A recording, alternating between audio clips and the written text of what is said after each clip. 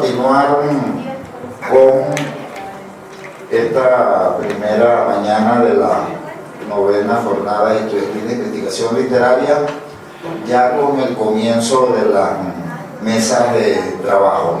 Para esta mesa, que tiene por nombre Juan Carlos Onetti, vanguardista, van a participar nuestros estudiantes, los tres de la mención de literatura hispanoamericana y venezolana, Chrysler Graterol, quien va a leer en primer momento, después Jorge Villamizar, que es además preparador de Seminario de Investigación e Introducción a la Literatura, y Rosbeli Rodríguez, que también es preparadora del Departamento en Literatura Hispanoamericana.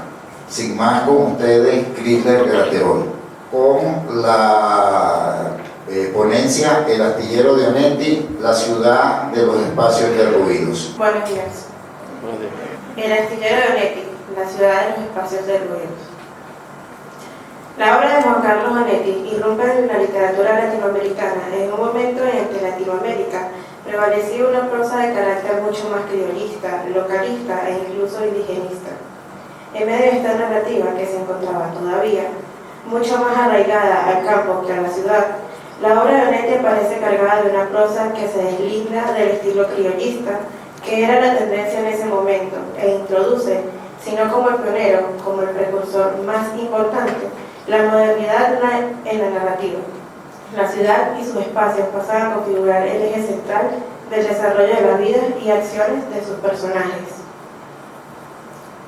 El mundo de Onetti se encuentra marcado por una naturaleza pesimista, de una negrura casi siniestra que, si bien puede en momentos producirnos el asombro y la admiración como lectores, también nos genera un sentimiento de incomodidad uniforme e inconstante. Una pesada atmósfera de desesperanza absoluta, que surge de la falta de alicientes para sobrellevar la realidad tal como la presenta el autor. Más allá de sus personajes, representados siempre como gente desesperada, de un derrotismo esencial abrumador, a pesar de que algunos de ellos lucharán contra la insolvencia de la realidad extrema en una búsqueda por la redención. Onetti construye para ellos condiciones tan extremadamente duras, espacios tan venidos a menos y tan derruidos, que la concatenación de la realidad y la vida de sus personajes pareciera convertir lo segundo en consecuencia de lo primero. Así pues, en su obra El astillero, la acción se desarrolla en la ciudad de Santa María, una ciudad ficticia, en efecto, pero que no nos parece una ciudad irreal, en gran parte porque es capaz de existir a través de las palabras de quienes la pueblan, de sus personajes y de las personalidades tan persuasivas que Onetti imprime en ellos. Si queremos analizar los espacios de esta ciudad recreada por Onetti, entonces es importante establecer, de entrada, una diferencia fundamental entre la ciudad y lo urbano. Para Delgado, la ciudad no es lo urbano, la ciudad remite simplemente a Abrosita, una composición espacial definida por una alta densidad poblacional y el asentamiento de un alto conjunto de construcciones estables, cierro cita. Mientras que los espacios urbanos los encontramos definidos por Delgado como aquellos en los espacios que abro cita. Los vínculos son preferentemente laxos y no forzosos. Los intercambios aparecen en una gran medida no programados. Los encuentros más estratégicos pueden ser fortuitos. Domina la incertidumbre sobre las interacciones inminentes. Las informaciones más determinantes pueden ser obtenidas por casualidad y el grueso de las relaciones sociales se produce entre desconocidos o conocidos de vista. Cierro cita. Y es precisamente de esta manera, a medias azarosa e incierta, repleta de recuerdos tácitos entre desconocidos, como las acciones toman lugar en Santa María. Larsen, Carnes y Kunz no se conocen tanto como para que estos dos estén con Larsen y sean sus ayudantes, pero aún así ellos, sin tener ningún tipo de desavenencia, quieren ayudar a Larsen a acaparar el control del Petro. Tampoco fue planificado por Larsen terminar acostándose con la sirvienta, cuando su objetivo era Angélica Inés, a quien consideraba la llave para acceder al poder del viejo. Es así ¿cómo comprobamos que los espacios de este aglutinamiento social que constituyen las ciudades no son suficientes para la acción, sino que además añaden y enriquecen con el elemento del urbano prolífica narrativa del autor? Esta ciudad imaginaria destaca y construye una sociedad que no es la que intenta formar sus personajes. No es una ciudad de cristalizaciones estructurales, es fluctuante, aleatoria. El astillero es una novela en la que Santa María parece ser ese carácter destructivo del que hablaba Walter Benjamin, ya que destruye una estructura social de por sí retrógrada y se manifiesta una influencia de los personajes, quienes sufren cambio importante a lo largo de la novela, y ellos mismos transforman sus comportamientos en función de los diferentes espacios en los que toman lugar los performances de las acciones. Este tratamiento sutil del espacio es una de las principales características de Onetti. En el astillero, los espacios funcionan como radical de estructura composicional de la novela, es decir, son principios organizadores de la misma. No en vano, los capítulos se titulan según los espacios más importantes de la novela, que tiene cada cual repercusiones importantes a lo largo de la construcción de la obra.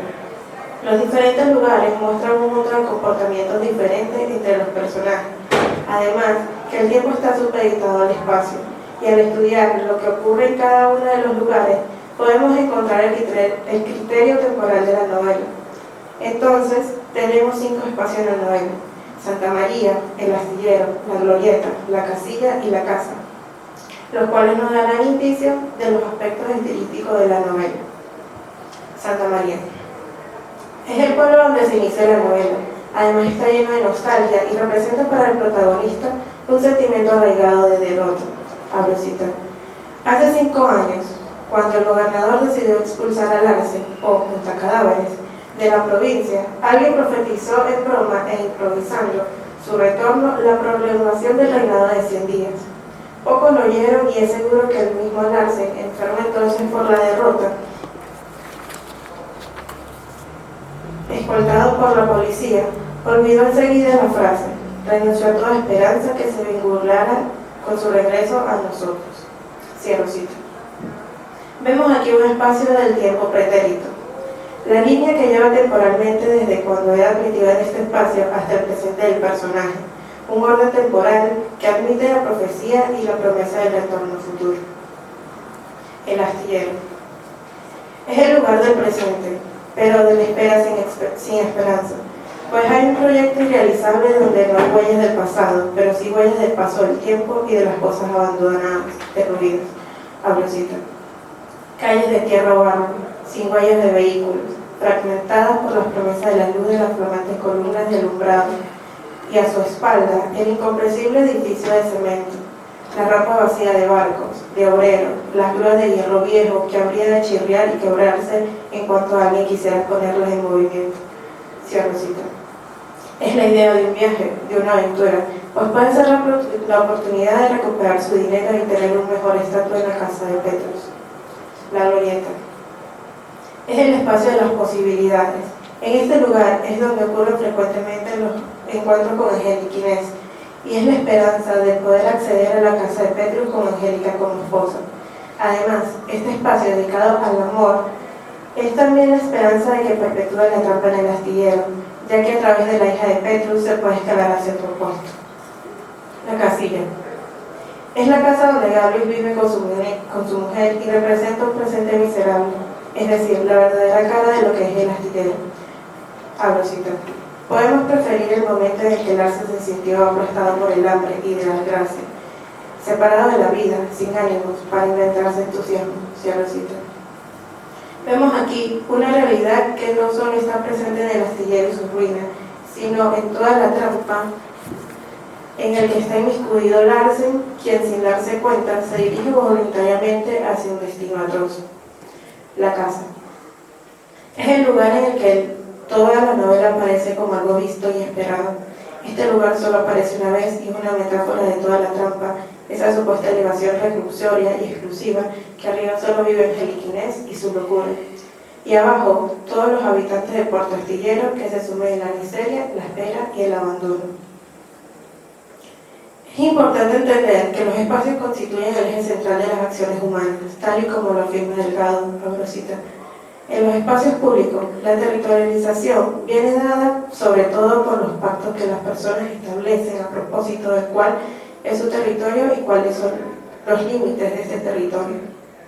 Ese espacio personal o informal acompaña a todo individuo allá donde va y se expande o contrae en función de los tipos de encuentro y en función de un buscado equilibrio entre aproximación y evitación.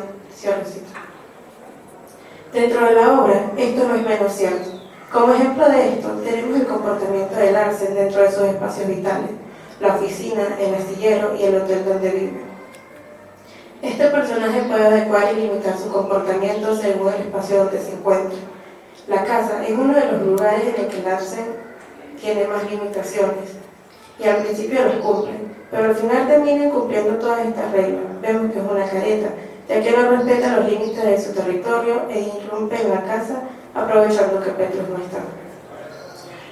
A partir de todos estos aspectos, recapitulemos.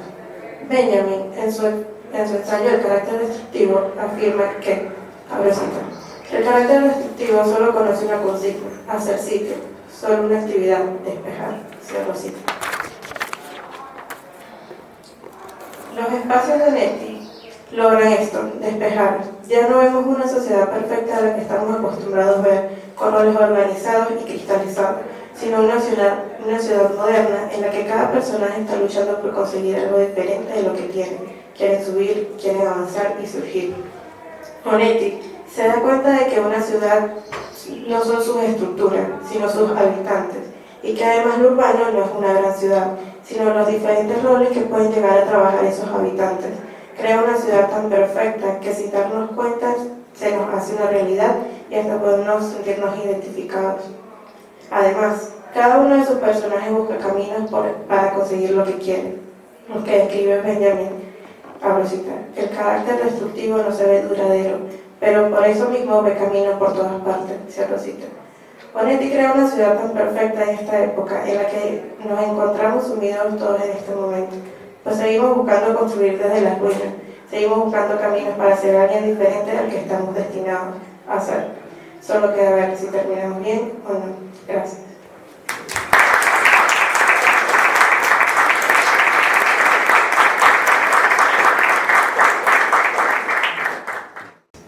Jorge Villamizar, Larsen y la ética del presente en el astillero de Juan Carlos Onetti. Buenos días. Larsen y la ética del presente en el astillero de Juan Carlos Onetti. En el año 2002, con el texto L'Aperto, Giorgio Agamben citó un fragmento de Tomás de Aquino en la Summa Theologiae, con el cual nos recuerda uno de los pasajes más importantes del Génesis. En él, Dios conduce a los animales ante Adán y Eva para que estos les asignen nombres. Se cree que en el acto de contemplación y reconocimiento subsiguiente, o mejor, conocimiento experimental, se halla la auténtica condición humana. En el Edén, la humanidad vive sin la promesa de un después o las huellas de la Torah de lo pretérito, en un perpetuo presente destinado a la contemplación de sombras proyectadas por el fuego del Creador, convirtiéndose el humano, como dijo Denis Diderot, en una categoría instantánea.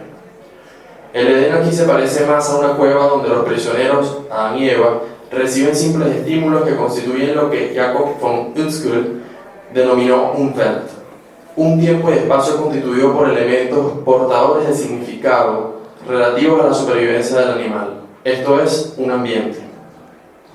Giorgio Agamben apunta en lo abierto que existe algo denominado máquina antropológica, que constituye el cimiento de la historia.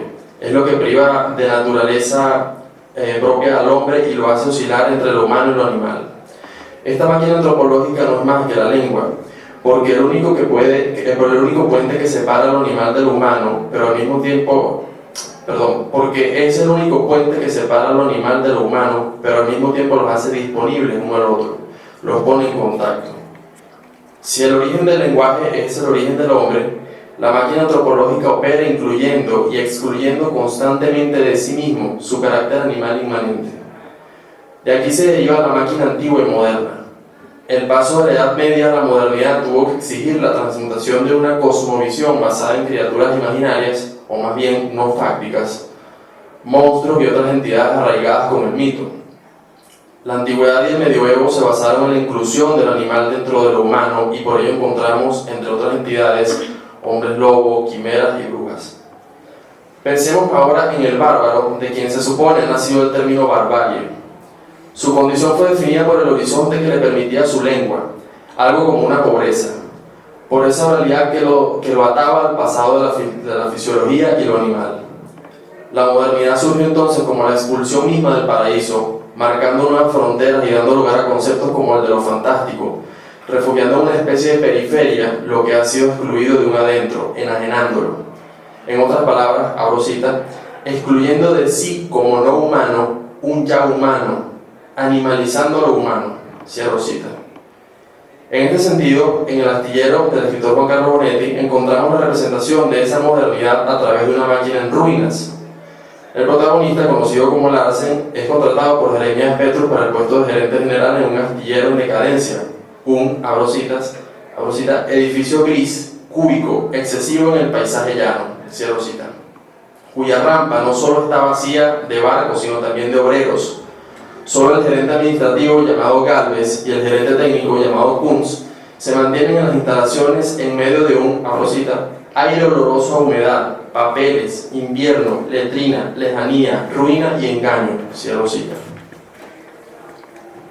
A pesar del deprimente estado de la empresa, la promesa de la redención basta para acercar a Larsen al juego, y aunque casi al instante advierte su oscilación alrededor de un inventario y la recuperación de los accionistas, no abandona el tablero. Abro cita, teníamos ganas, desde que empezó la lluvia, de no ir a trabajar esta tarde. En realidad no hay nada urgente. Sin embargo, siempre hay cosas que hacer, aunque uno no sepa por qué las hace. Cierro cita. Larsen, en la medida en que se ve cercado por el automatismo, comienza a circular por vías estrechas, tristes y fatigosas. Y en los intersticios de ese mismo acto manifiesta el carácter teleológico del hombre, la ilusión de que se dirige a un final. Pero esto sería el ejemplo de un hombre más ligado a lo animal que a lo humano. De hecho, Heidegger, basado en una evocación de Pablo en la Epístola a los Romanos, menciona que si algo puede acortar la distancia entre lo humano y lo animal es la posibilidad de redención. Así como la mujer de Galvez, quien, al no tener motivo concreto, pasó a ser no una persona, sino, abro cita, el recipiente de una curiosidad, de una espera, cierro cita. En realidad, Larsen vive una ética del presente, abstraído de lo que el mismo Agamben, con Heidegger, ha definido como aburrimiento profundo, en un constante entregarse a sus desinhibidores, pues sospecha que en la aporía que resulta de perderse a sí mismo encontrará lo que está buscando, la humanidad. Abro cita, podría enumerar lo que no le importaba: fumar, comer, abrigarse, el respeto ajeno, el futuro, cierro cita. Allí, eso que se llama aburrimiento comienza a cobrar más un sentido de indiferencia y suspensión, y se puede advertir mejor cuando manifiesta, abro cita, lo único que puede hacer es precisamente eso, cualquier cosa, hacer una cosa detrás de otra sin interés, sin sentido, como si otro le pagara a uno para hacerlas y uno se limitara a cumplir de la mejor forma posible, despreocupado del resultado final de lo que hace, cierro cita. De acuerdo con Heidegger, citado en Agamben, esta indiferencia es lo que representa el reconocimiento de sí mismo, lo que distancia al hombre del animal, porque en ese perderse ocurre el encuentro con la potencia originaria, una potencia de la que carece completamente el animal, pues supone una apertura y un reenvío a posibilidades del ser, que así lo llaman. Y es que el hombre, en el aburrimiento profundo, cobra conciencia de que ha sido capturado por ciertas entidades ajenas a sí mismo. Al cortar el vínculo con ellas, de alguna forma ocurre la deconstrucción de una tradición, de un devenir. Y es gracias a ese despeje que el hombre comienza a ver realmente todo aquello que lo rodea, sus posibilidades. Se presenta eso que Benjamin llama carácter destructivo. Ese estado de suspensión, que representa precisamente la tensión entre el ya no y el aún no, convierte a Larsen en un viajero capaz de adentrarse en el pasado de su fisiología, en los apetitos carnales estimulados por las mujeres y el alcohol, pero por esos últimos 30 años de vida pendiendo del, abro cita, dinero sucio que le daban con gusto mujeres sucias, cierro cita. Pero sobre todo su sed de poder que rebosa cualquier otro deseo anterior, abro cita. Somos unos cuantos los que jugamos al mismo juego. Ahora todo está en la manera de jugar. El viejo y yo queremos dinero, y mucho. Y también nos parecemos en la falla de quererlo en el fondo porque sí, porque esa es la medida con que se mide un hombre. Cierro cita. Cada uno de los vínculos que desarrolla Larsen a lo largo de la novela representa para él un camino hacia el poder, hacia la extinción de lo animal por lo humano, y el rastro de su progreso se advierte en la conquista de los espacios. Esa clase de extravío que menciona Heidegger se manifiesta también y justamente en el reconocimiento de los ambientes, los cuales Larsen, siendo una prolongación de Petrus como figura autoritaria, pretende integrar a su mundo unitario, unificando la línea espacio-temporal de cada Umwelt en un mismo y objetivo mundo, implicando el develamiento de la naturaleza. Es decir, forzar la unificación del mundo en que se desenvuelve cada personaje, capturándolo para ponerlo al servicio del suyo propio. Al inicio de la novela, antes de reunirse con Petrus, Larsen hace, literalmente, un reconocimiento de Santa María, lugar de donde, según se expone al inicio de la novela, había sido exiliado anteriormente. En la reflexión narrativa que caracteriza a Onetti se aprecia este reconocimiento por la forma en que están divididos los capítulos, emplazamientos enumerados en función de un tiempo. La casilla y la glorieta son tal vez dos de los casos más importantes que denotan la erupción de Larsen y su deseo de poder, la burla de la intimidad y la privacidad. Queda evidenciado de alguna forma la trascendencia de ese viaje que constantemente efectúa Larsen, el campo de fuerza extendido entre la potencia y potencia de no, ese lado animal en conflicto con el humano, propiciado por la máquina. Pero más importante aún, la oscilación que el mismo Larsen lleva a cabo entre ese centro de poder y la periferia. Recuérdese la condición en la que se mantienen personajes como Galvez y su mujer, Kunz, Josefina o incluso Angélica Inés. Pobreza, servidumbre y locura, los cuales representan esa porción excluida por la máquina antropológica de la modernidad. En Galvez parece darse un mutismo progresivo, que llega a su tope con la obsesión por el título falso de Petrus, su único portador de significado aparente, y su contacto verbal con Larsen en el capítulo El astillero 4 de la casilla 4, supone tanto una humanización del primero como un retorno a la animalidad del segundo. En Angélica Inés existe una reafirmación constante de la animalidad, no solo a través de calificativos como idiota, sus incidentes con Anzuelo, que se enganchó uno cuando era niña, o sus cabelleras, entre comillas, como animales de raza, sino también por la insistencia en su carácter familiar, inocente e infantil, en ese grado de analfabetismo con el que se pone en duda su capacidad para construir una frase. La condición de reina que tiene Larsen dentro del tablero de ajedrez se exhibe, como ya hemos dicho, por la distancia que mantiene entre los polos de la máquina, el presente y el pasado, lo animal y lo humano, centro y periferia. En la conversación con su médico, Díaz Grey admite que no está desempeñando realmente el cargo para el que fue contratado y que ve al astillero como una ruina. Y lo que es más, se advierte en los primeros párrafos del capítulo Santa María 3, que descubre, ahora cita, con asombro, con fastidio y una indomable excitación, que el hecho de que el astillero hubiera llegado a convertirse en un mundo completo, infinitamente aislado e independiente, no excluía la existencia del otro mundo, este que pisaba ahora y donde él mismo había residido alguna vez. Cierro cita.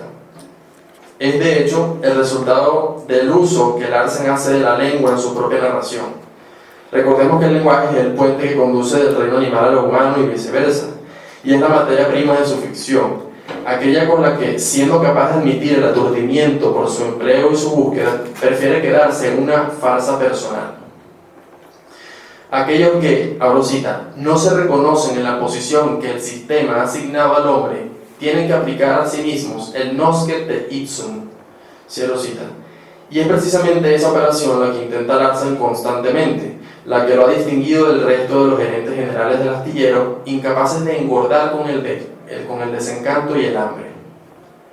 Pero ¿por qué Larsen, al presentir que hay algo incomprensible que lo sigue controlando, de vez en cuando rellena el hueco de su tórax con los desechos de todo aquello que en el otro mundo lo hacía feliz o desgraciado?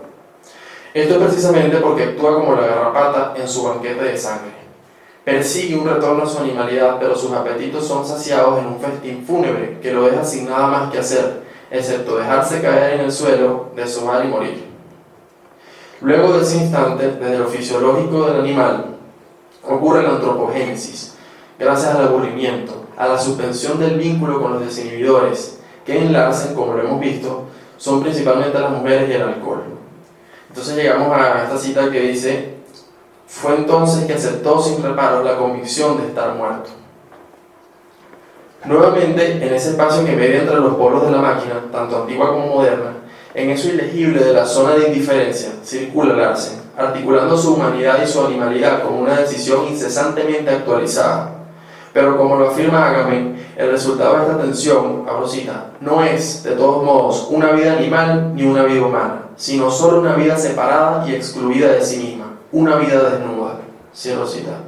Por eso, en el final de la novela, con la reflexión formal de ese campo de fuerzas a través de 2 párrafos, donde uno corresponde a la muerte, el verdadero final de Larsen está en lo ilegible que queda entre ambos, lo que no aparece dicho explícitamente. Es decir, no una muerte, sino esa misma vida desnuda, o incluso esa vida después de la muerte, la ultrahistoria de un tipo de juicio final, donde el hombre y el animal son uno mismo. Algo como lo que descubrieron los anteriores empleados del astillero luego de renunciar, momento a partir del cual en sus ojos se reflejaba no el retorno de un destierro, sino una resurrección. Y es que, como sostenía Benjamin, citado en Agamben, realmente no existe algo como la redención para el humano y el animal, sino una restitución de la naturaleza, una noche salva, término que ambos pensadores emplean para referirse a lo siguiente. No se trata de la resurrección de la carne, lo animal, de su absorción por parte del espíritu, lo humano, o a la inversa, sino de su mutismo, de la suspensión de esa dialéctica, porque uno no puede ser sin el otro. Se trata de la moneda y sus 2 caras. Por eso, la única ficción que podría marcar a Larsen como farsante es la de buscar el prevalecimiento de su humanidad. La vida desnuda de aquel comienza paralelamente a su búsqueda de la saciedad carnal, a la conquista de los espacios, a la resolución del conflicto entre Petrus y Gálvez. Y esto parece comprenderlo luego de entregarse a la satisfacción sexual con la mujer que representa a su igual, Josefina, quien lo separa de, abro cita, tantos años gastados en el error, cierro cita. Ella, la única que puede ver y medir, abro cita, la estupidez de los hombres y el absurdo de la vida, cierro cita, encarna ese velo misterioso de la virginidad que, una vez roto, deja ver a Larsen la naturaleza humana inoperante. Y es así porque, al ser como él, en ella se mantiene un misterio que con el encuentro sexual solo fue aminorado. Josefina se mantiene impenetrable, inaparente, porque no se reduce como los demás personajes femeninos al dominio de la naturaleza, al prevalecimiento del animal sobre lo humano, sino que su naturaleza aparece también como la moneda y sus 2 caras. Si para Larsen es encontrarse con la inoperosidad de Josefina aún no es suficiente para hacer legible el verdadero sentido de su vida, la presencia del parto de la mujer de Gálvez termina de develarlo, y velarlo también, pues representa ese momento en que se corta el vínculo que une al hombre a la vida, aquello que, aunque da luz, no provoca la pérdida del misterio, el develamiento y la muerte, sino que trae consigo una especie de renacimiento, una nueva vida, un nuevo misterio y una nueva naturaleza afuera. Es el, abro cita, cortar ese cordón umbilical que el misterio de la naturaleza ha entretejido, cierro cita. Lo que comprende Larsen al final es la inoperosidad de lo animal y lo humano, y por tanto de la máquina. La ausencia de articulaciones lo llevó, evidenciado en la forma misma del final, a exhibir el vacío central, la suspensión tanto del animal como del hombre.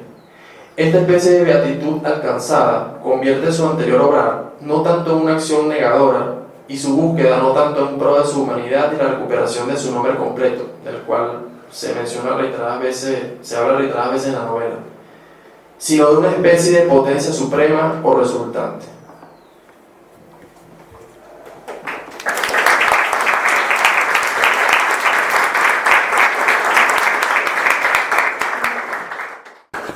Y para terminar esta primera mesa, Rosbelli Rodríguez, Poder y Tradición en el astillero de Juan Carlos Onetti y el castillo de Franz Kafka. Buenos días.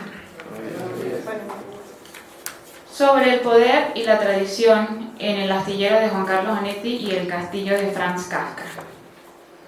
En la lucha entre el mundo y tú, ponte de parte del mundo. Franz Kafka, aforismo número 52.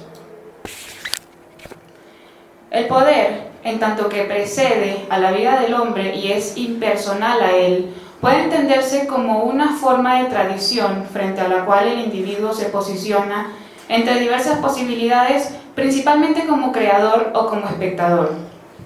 Ambas maneras de encarar la tradición representada por el poder encuentran paradigmas en personajes como Larsen y K, protagonistas del Astillero, y El Castillo, novelas de Juan Carlos Onetti y Franz Kafka, respectivamente. El artista, y en particular el escritor, capaz de reducir a escombros toda la tradición que lo precede, es aquel cuya actitud se corresponde con el carácter destructivo definido por Benjamin. La marca del destructor sobre las ruinas está en su capacidad para construir a partir de ellas los fundamentos de su obra, que, por otro lado, ha de ser el resultado del pacto establecido con el genius, aquello que de impersonal hay en él y cuyas fuerzas, una vez dominadas, lo impelen a crear una obra. Así pues, la destrucción emprendida deviene creación, por lo que se puede decir que el carácter señalado arriba es productivo, fértil y ambicioso. Sus contrarios absolutos son la ineficacia, la esterilidad y el desinterés. Es en tales términos que personajes como Larsen y K se oponen, a pesar de que tras las acciones que llevan a cabo, destructivas o no, persiste el afán de darle sentido a sus vidas. El primero, Larsen, al acometer la falsa empresa de renovación de un astillero arruinado, y el segundo, K, al buscar su lugar dentro del sistema para abolir su condición de extravío. Ahora bien, aunque ambos protagonistas coincidan en aspectos como el anonimato, la ausencia de alusiones significativas sobre su pasado y la elección de amantes que los acercan al poder, difieren considerablemente en sus maneras de enfrentar al sistema que los domina. Por un lado, la figura de Larsen tiene todas las características que atañen al carácter destructivo, razón por la cual su vida puede asociarse con la de un artista cuyo material disponible está construido únicamente por los escombros del astillero, pero si se toma en cuenta además la totalidad de su vida, incluyendo hechos como la génesis de Santa María y el fracaso del negocio que regentó durante poco tiempo en la costa de la ciudad, esta afirmación cobra aún más sentido. En cada una de las novelas que conforman la trilogía de Santa María, Larsen se beneficia de los despojos del mundo para crear una obra. Así, en La vida breve, se sirve de su decadente vida profesional y amorosa para crear este emblemático territorio literario. Posteriormente, en Junta Cadáveres, utiliza prostitutas veteranas, conocidas como cadáveres, para trabajar en su prostíbulo. Y por último, en El astillero, ve en la quiebra de la compañía y la vulnerabilidad de Angélica Inés, dada su condición de idiota, futuras posibilidades de vida.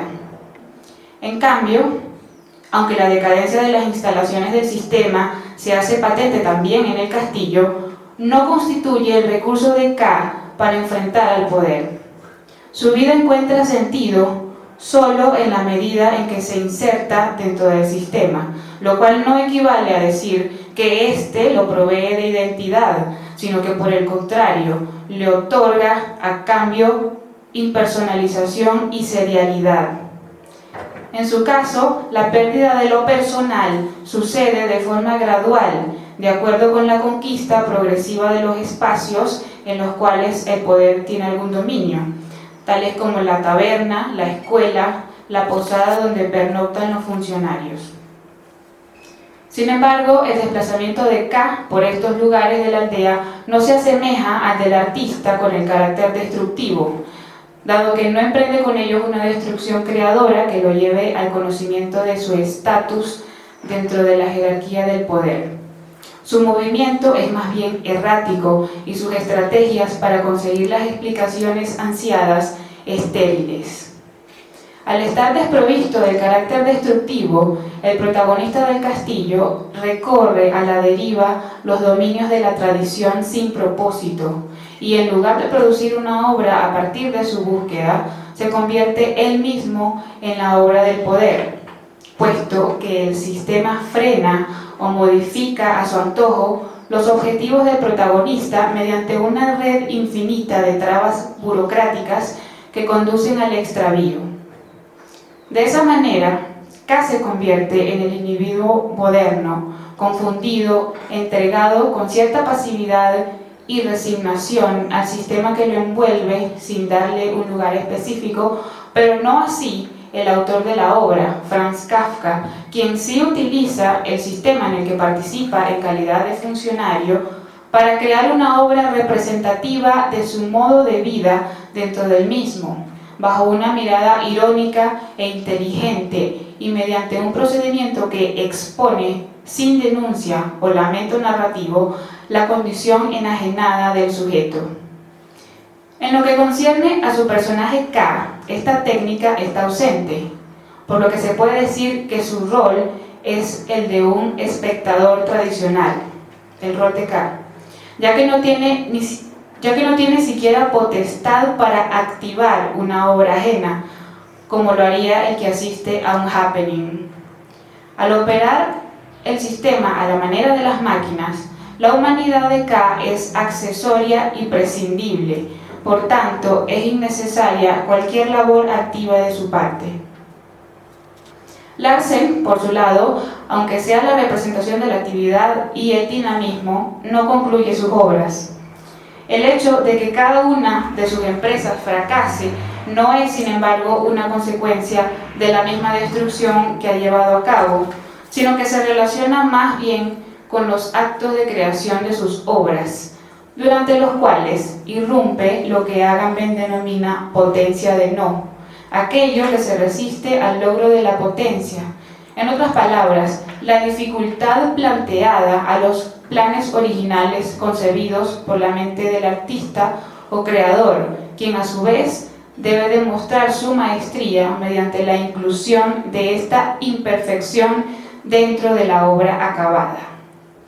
Cada uno de los proyectos de Larsen se convierte entonces, por su falta de maestría para lidiar con lo inesperado y con lo inminente, piénsese correspondientemente en la denuncia de Gálvez y en la muerte del mismo protagonista, en pura potencia inconclusa. Esto explica que el verdadero final de su vida se ubique en el espacio ambiguo entre dos versiones distintas sobre su muerte. Ergo, se puede decir que la suya es una existencia que aún al cesar continúa en obra, pues carece de completitud, así como sus propias obras. Este mismo supuesto aplica además para un autor real como Franz Kafka, especialmente con relación a sus novelas inacabadas y póstumas. Lo que confirman ambos autores, tanto el ficticio como el real, es que a pesar de que el carácter destructivo por sí mismo no es suficiente, la puesta en evidencia de la ausencia de maestría puede ser artística en sí misma, dada su capacidad de producir una obra abierta. De manera que la exposición de la potencia de no, del obstáculo, de la imperfección, constituye el valor irrefutable de este tipo de obras. Larsen, al igual que Kafka, muestra su maestría como productor al actuar respecto a la potencia negativa de la forma en que lo haría Bartleby, es decir, negándose rotundamente a modificarla para integrarla luego a la potencia inicial. En otras palabras, la habilidad de ambos es la construcción de obras cuya insignia es la imposibilidad.